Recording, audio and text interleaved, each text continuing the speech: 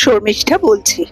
পুজো শেষ, জানি সবার মন খারাপ, কিন্তু পরের বছরের পুজো আবার আসবে, আমরা আবার আনন্দ করব। ষষ্ঠীর দিনটা বিশেষ কিছু ঠাকুর দেখা হয়নি, শুধু আমরা গেছিলাম প্রিয়াতে রঘু ডাকাত দেখতে।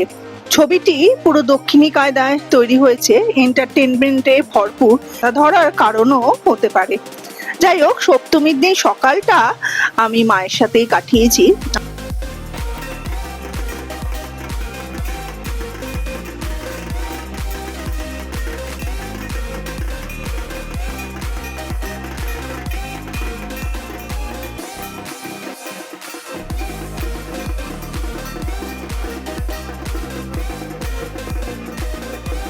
ক্লাবটির নাম ভবানীপুর দুর্গোৎসব সমিতি। অনেক পুরনো দিনের ক্লাব, ছোট থেকে এই ক্লাবটির পুজো আমরা দেখে বড় হয়েছি। যখন মা দুর্গার চক্ষুদান পর্ব চলছে, সেই সময় যে ভিডিও করা যায় না বা দেখতে নেই, এই জিনিসটা আমি জানতাম না।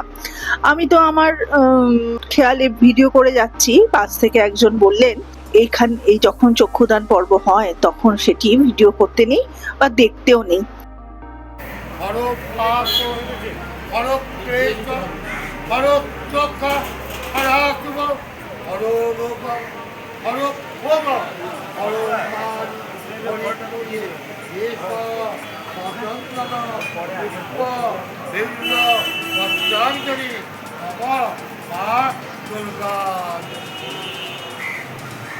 সপ্তমীর অঞ্জলি পর্ব শেষ করে মা আর আমি বাড়ি ফিরলাম। বিকেলে চলে গেলাম আমাদের বাড়ির সামনে যেই জলের ওপর ঠাকুর হয় পদ্মপুকুরে, সেটি যখন তৈরি হচ্ছিল তখন আমি একটি ভিডিও করেছিলাম এবং আপনাদের সাথে ভাগ করে নিয়েছিলাম।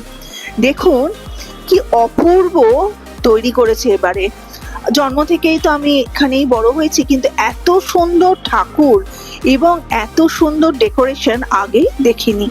আপনাদের সাথে এই পুরো প্যান্ডেলটি ভাগ করে নিচ্ছি এবং এই প্যান্ডেলের যে থিম ছিল সেটির নাম হচ্ছে জল ছবি। জলের উপকারিতা সম্পর্কেও আমাদের উদ্যোক্তারা সেটা মাইকে অ্যানাউন্স করছিলেন। আমরা সবাই জানি জলই জীবন, কিন্তু জলের অপচয়ও কম হয় না।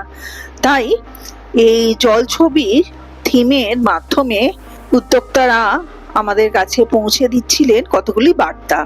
যেমন ধরুন, জল বাঁচান, ভবিষ্যৎ গড়ুন, অকারণে কল খোলা রাখবেন না, প্রতিটি ফোঁটা অমূল্য, আজ বাঁচান জল, কাল বাঁচবে জীবন, অপচয় নয়, সংরক্ষণ চাই, জল ছাড়া জীবন নয়, রেন ওয়াটার হারভেস্টিং করুন, জলের অভাব কমান, জলকে ভালোবাসুন, প্রকৃতিকে রক্ষা করুন, বালতি ব্যবহার করুন, জল অপচয় রুখুন, এক ফোঁটা জল মানেই এক ফোঁটা জীবন। এই ধরনের কর্মসূচির মাধ্যমে আমাদের প্রত্যেকের মনে একটু সচেতনতা বোধ জাগ্রত করার চেষ্টা করছিলেন উদ্যোক্তারা। আমি সেগুলো মন দিয়ে শুনছিলাম।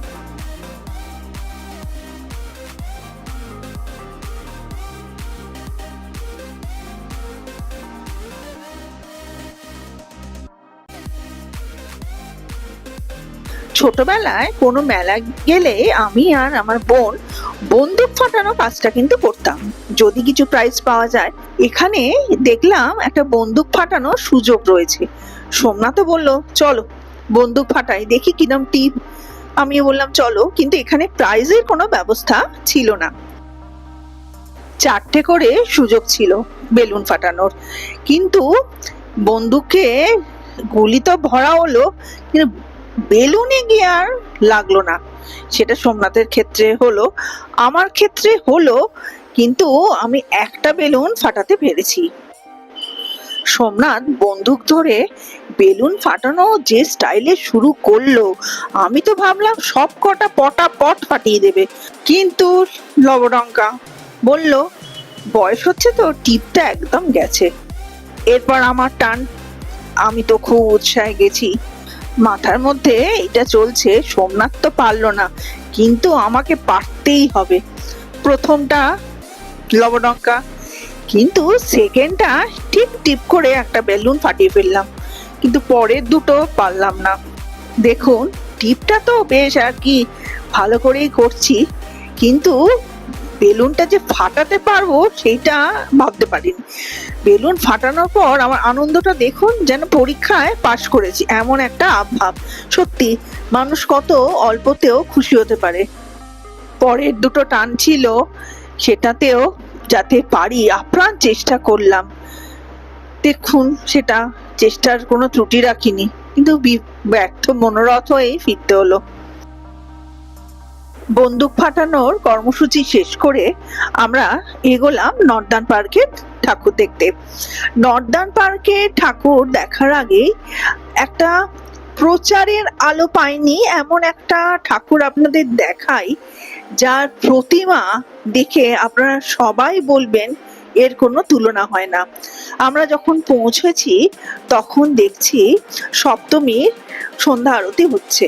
কিছুক্ষণ ওখানে দাঁড়ালাম সন্ধ্যা আরতি দেখবার উদ্দেশ্যে।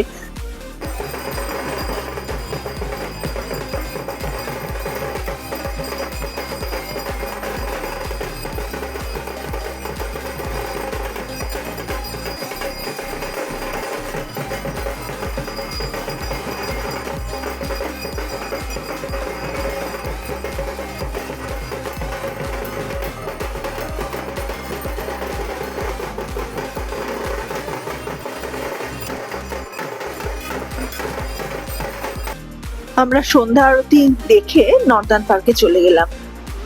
নর্দার্ন পার্কের মন্দিরটি সোমনাথ মন্দিরের আদলে তৈরি করা হয়েছে। সোমনাথ মন্দির ভারতের গুজরাট রাজ্যের সৌরাষ্ট্র অঞ্চলের প্রভাসপাটনে অবস্থিত এক ঐতিহাসিক ও বিখ্যাত হিন্দু মন্দির। এটি 12টি জ্যোতির্লিঙ্গের মধ্যে প্রথম ও অন্যতম শ্রেষ্ঠ বলে ধরা হয়।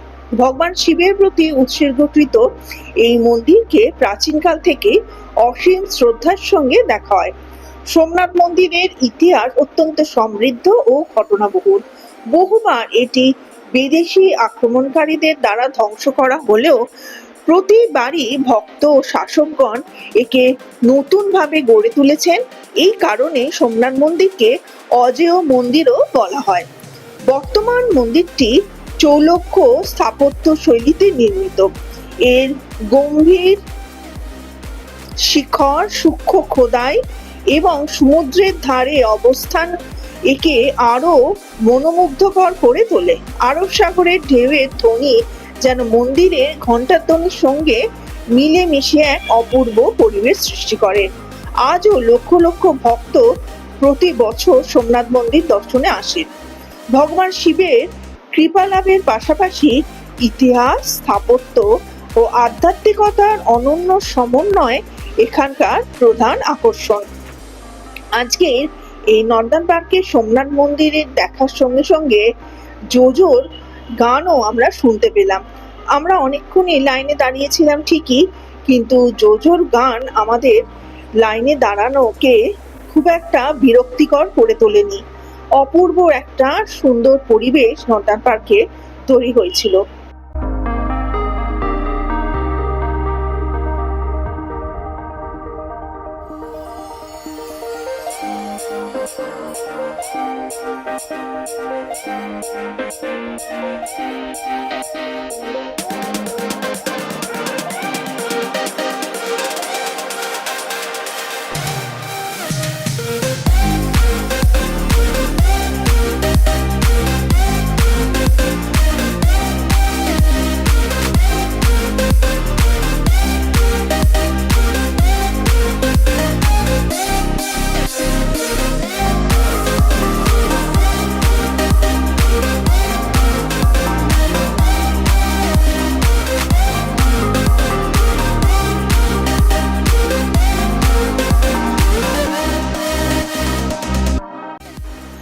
সোমনাথ মন্দিরের আদলে এই যে মন্দিরটি তৈরি করা হয়েছে, যে অপূর্বভাবে তৈরি করা হয়েছে আপনারা দেখেই বুঝতে পারছেন। এখানে হনুমানের মূর্তি থেকে শুরু করে শিব ঠাকুর অবস্থান করছেন। যেহেতু এটা শিব ঠাকুর মন্দির, শিব ঠাকুর তো থাকবেন, আর যেখানে পার্বতী সেখানে শিব, আর যেখানে শিব সেখানে পার্বতী। চলুন এবার আপনাদের নিয়ে যাই ফুড কোর্টে। ফুড কোর্টটা অসাধারণ ভাবে তৈরি করা হয়েছিল, বিস্তর প্রান্তর জুড়ে ফুড কোর্ট, সুব্যবস্থা, একদিকে ভেজ একদিকে নন ভেজ, কি নেই খাবারের মেনুতে, সব রকম খাবার আপনারা পাবেন।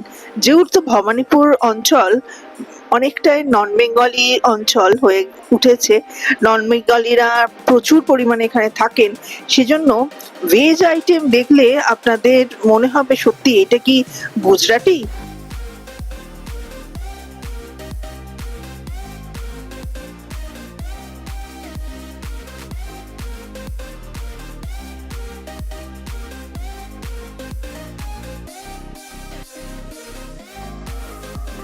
এবার আমরা চলে গেলাম জীবন্ত দুর্গা দেখতে, যেটি নর্দার্ন পার্কের একদমই কাছে, চক্রবেড়িয়ায়। বেশ কয়েক বছর ধরে দুর্গাপুজোর বেশ রমরমা অবস্থা। বিভিন্ন ধরনের যে থিমগুলো এরা নিয়ে আসছে একদম সুপার হিট হয়ে যাচ্ছে। আর এবারেরটা তো কিছু বলারই নেই, এতটাই সুপার হিট হয়েছে যে আমরা দেখবো কি দেখতে পাবো না সেই নিয়ে একটা দ্বিধায় ছিলাম। ভিড়ের মধ্যে তো লাইনে চলেই গেলাম যে দেখতেই হবে, এত বাড়ির কাছে।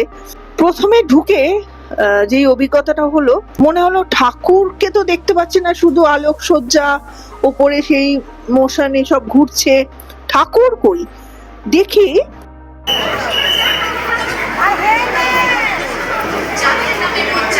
ঠাকুর কই?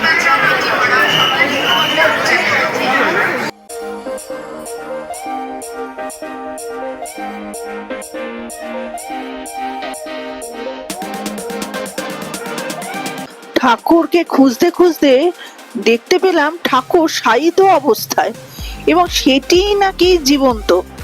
অনেক চেষ্টা করলাম জীবন্ত দুর্গাকে একটু নড়াচড়া করতে, দেখে আমার তো চোখে ধরা পড়লো না, অনেকেরই নাকি দেখেছে চোখ পিটপিট করছে, হাত নড়ছে, কিন্তু আমি দেখতে পেলাম না। প্যান্ডেলটা একটু দেখুন, চারদিকে এত সুন্দর আলোকসজ্জা, সিলিং এ সব মোশন ওয়াইজ সার্কেল ওয়াইজ ঘুরছে।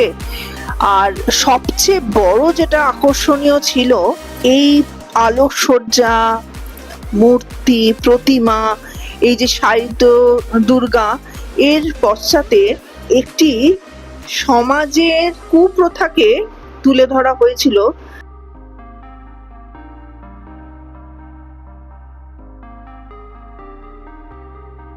ছোট্ট ছোট্ট জিনিস এখানে তুলে ধরার চেষ্টা করা হয়েছে, যাতে এই কুপ্রথাগুলো আর কোনোভাবেই মাথা চাড়া না দেয়।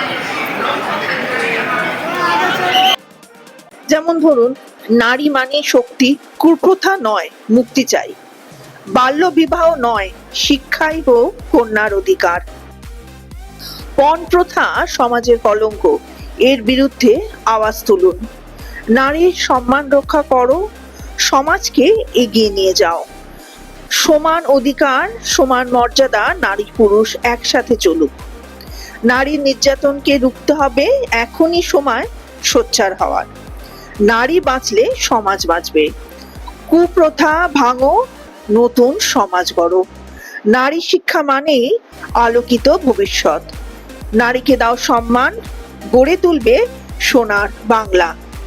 এই ধরনের যে কর্মসূচি এখানে নেওয়া হয়েছে এবং সচেতনতা আমাদের মধ্যে জাগরণ করার একটা চেষ্টা চলছে, সেটাই একটা নতুন পদক্ষেপ বলতে পারেন।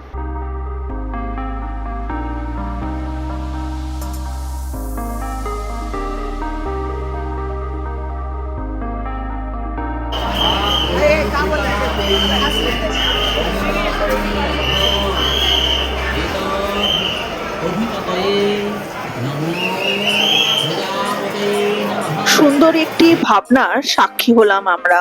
বাড়ির উদ্দেশ্যে রওনা হওয়ার আগে আমরা কয়েকটা ছবি তুলে নিয়েছিলাম, সেগুলো আপনাদের ভাগ করে নিচ্ছি। আর পরের ব্লগে আমি অষ্টমী নবমী কিভাবে কাটালাম, আর কি কি ঠাকুর দেখলাম, আর কোন কোন রেস্টুরেন্টে আমরা খাওয়া দাওয়া করলাম, সবকিছুর সন্ধান নিয়ে আসবো। আজ তাহলে আসি, আবার আসবো নতুন একটি ভিডিও নিয়ে। ভালো থাকবেন, সুস্থ থাকবেন, আর আমার পাশে ও সাথে থাকবেন। নমস্কার। আর সাবস্ক্রাইব করতে ভুলবেন না কিন্তু।